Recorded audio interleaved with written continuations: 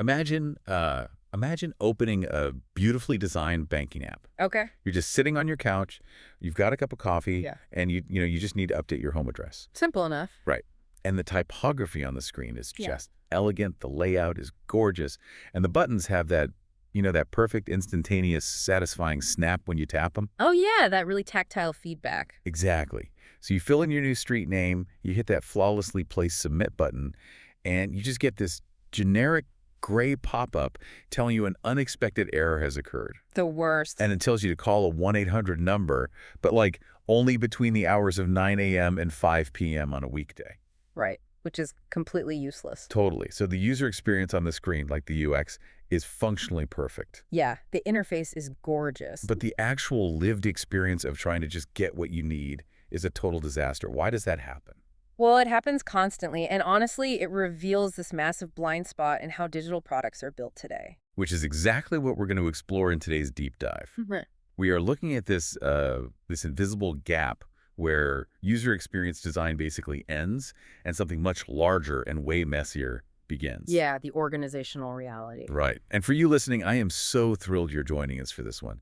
Because as a fellow curious learner, I am just so excited to finally put a name to that frustrating feeling of like, the app works, but the service doesn't. It's a very specific kind of modern pain, isn't it? It really is. And our foundation for today's conversation is this incredible February 2026 article. It's titled, Service Design When UX is Not Enough. Really fantastic piece. Yeah, it was written by Tobias Reidenhag, who is the head of design at Intunio, which is this Swedish UX design and development studio based over in Gothenburg. And what he articulates so well is exactly that moment things go wrong, right before we even define what service design actually is. Okay, let's unpack this. Because he talks about where this discipline actually lives, right? Or rather, where it doesn't live.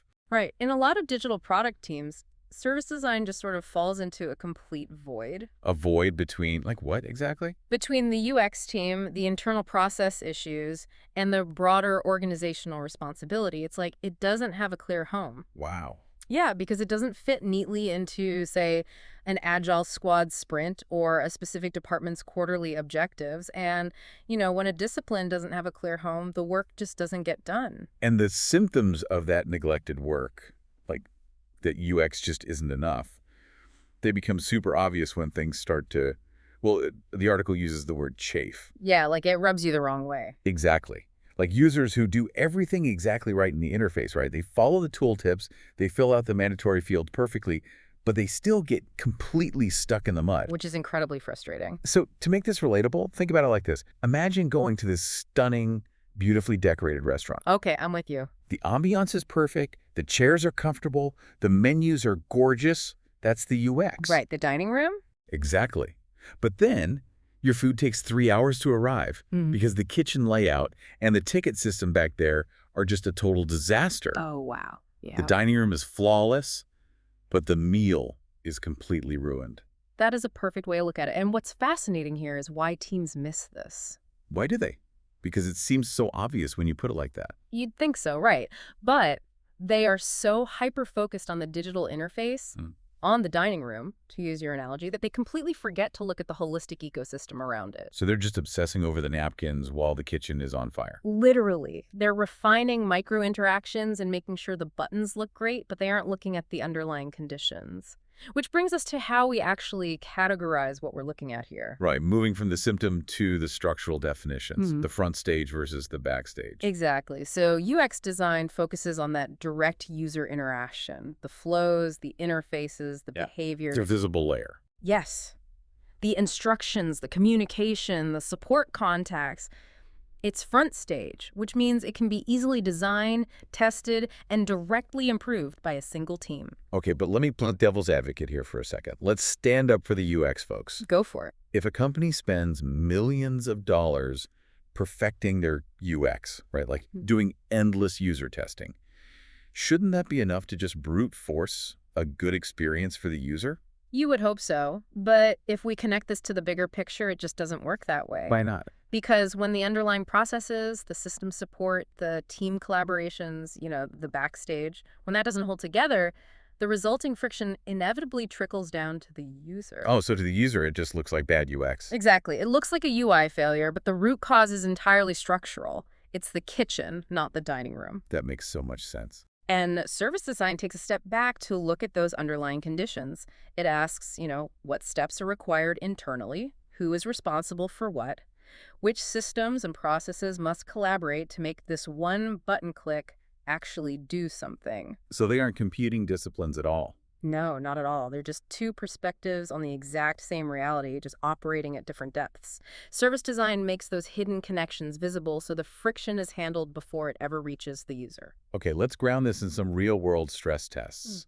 Because when you see these structural failures masquerading as UX failures in everyday life, it is mind-blowing. Oh, absolutely. The article points out onboarding as a prime example. Right, let's talk about onboarding. So say the UX team creates this highly logical, gamified educational flow inside a new software product. Beautiful progress bars, helpful tooltips, the works. The works. But to actually start using the software to do your job, the whole onboarding process requires, like, manual steps. Yeah, internal approvals. Right. You need your manager to email IT, and then IT has a provisional license in a totally separate system. And maybe you have to bounce to a third-party site for mandatory training. Yes. So optimizing the UI of the progress bar isn't going to save that experience at all. Not even a little bit. And it's the exact same story with customer support. Oh man, support is the worst offender. Right. Companies think it's great to have, improved error messages and beautifully written help texts. And a sleek little chatbot. Exactly. But if the exact same types of support tickets keep flooding into the call center day after day, the digital functionality isn't the issue. Here's where it gets really interesting, because when you realize that an overwhelmed support team might not need a better help desk software, right? What they might actually need is a fundamental redesign of how the company shares information internally. That is just, it totally flips the script. It really does. It shows a clear pattern. A beautiful UI simply cannot compensate for a broken organizational process. No amount of polished pixels will fix a bad policy. Exactly. So think about the last time you had to contact customer support. Was the app actually broken, or was the company's internal process broken? I mean, 9 times out of 10, the app worked fine. I just couldn't get the company to actually process my request. Exactly. And that brings us to where these failures actually happen geographically within a company. Right. The spaces between the systems. Yes, because service design becomes absolutely crucial when an experience can no longer be owned by a single team. Or fixed within one single system. Right. Think about how you operate as a modern user.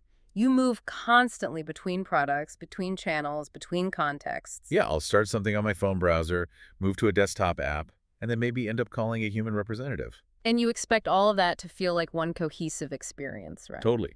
I expect the person on the phone to know what I just typed into the app. But internally to the company, those are entirely different silos, different departments, different budgets, different legacy databases. And this is especially true in, like, professional or industrial environments, right? Where digital tools meet physical products and actual organizational structures. Absolutely. The problems rarely happen in isolation within one team. They happen in the handoffs. The handoffs, yes. And that is a huge part of Antonio's philosophy in this article. Right. They make a point that they don't just treat service design as this isolated label or buzzword. Right. They know that if you don't understand the whole chain, like how decisions are made in the company, how the systems interact, how the responsibility is divided, then even the best UX becomes nothing more than a cosmetic solution. A cosmetic solution, slapping a Band-Aid on a broken leg. Exactly.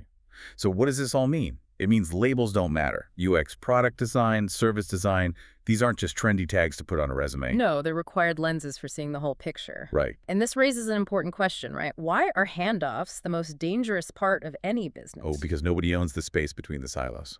Exactly. The mobile team owns the app. The retail team owns the physical store. But who owns the exact moment a user transitions from the app to the store? Usually nobody. Nobody. The user is just dropped into the gap.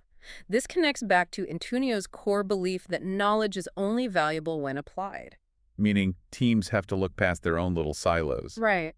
A designer has to understand the user's actual reality, which includes the messy databases and the confusing company policies, not just the pixels on the screen. That is just such a powerful shift in perspective. It really changes how you look at the apps on your phone. It really does. So to summarize this deep dive, the next time you get stuck using a product, it might not be a poorly placed button. Probably isn't. Right. You might literally be tripping over a broken internal company process that someone failed to design. UX makes the immediate interaction smooth, but service design makes the entire ecosystem actually function. It's the invisible glue. Exactly. And as we wrap up, we want to leave you with a final, sort of lingering question to mull over, building on Tobias Reidenhage's text. Yeah, think about your own day-to-day. Exactly.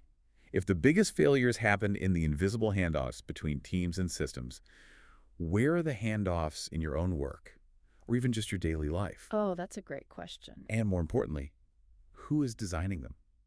Or are they just happening completely by accident? Leaving the user to deal with the mess. Exactly. It's definitely something to think about. Thank you so much for joining us for this deep dive, and keep questioning the structures behind the experiences you have every single day.